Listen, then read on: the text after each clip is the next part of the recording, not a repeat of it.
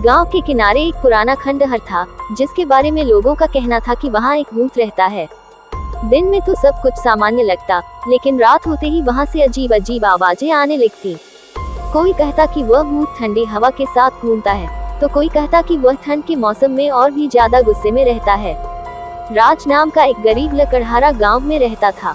उसकी आर्थिक स्थिति बहुत खराब थी और इस बार सर्दी ने उसकी परेशानियों को और बढ़ा दिया था। उसके पास ना ढंग के कपड़े थे, न ही खाने के लिए कुछ खास। एक रात जब ठंड अपने चरम पर थी, उसके पास चलाने के लिए लकड़ी भी नहीं बची थी। मजबूरी में वह खंडहर से लकड़ियां लेने चला गया। जैसे ही राज खंडहर पहुंचा, उसे महसूस हुआ कि ठंड अचानक बढ़ गई है। वह जल्दी जल्दी लकड़ियां इकट्ठा करने लगा।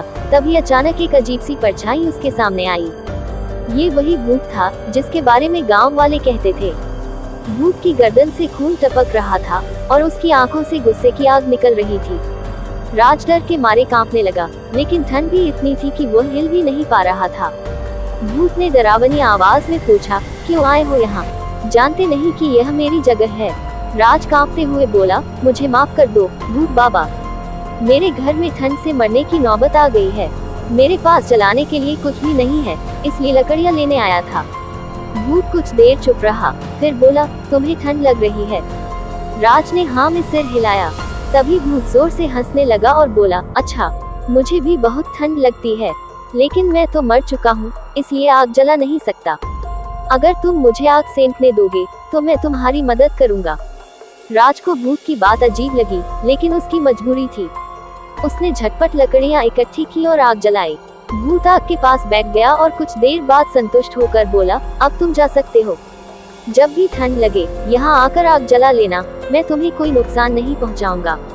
इसके बाद हर ठंडी रात राज खंडहर में जाकर आग जलाता और भूत भी उसके साथ बैठ जाता। धीरे धीरे राज की हालत सुधरने लगी। भूत ने उसे बताया कि वह भी कभी इसी गांव का था, लेकिन उसे ठंड में बिना कपड़ों के छोड़ दिया गया था, जिससे उसकी मौत हो गई थी। जब गांव वालों को इस बारे में पता चला, तो वे भी खंडहर में आग जलाने लगे और वहां डर के बजाय अपनापन महसूस करने लगे। कुछ समय बाद खंडहर को साफ कर वहां एक धर्मशाला बना दी गई, ताकि कोई गरीब ठंड में न मरे।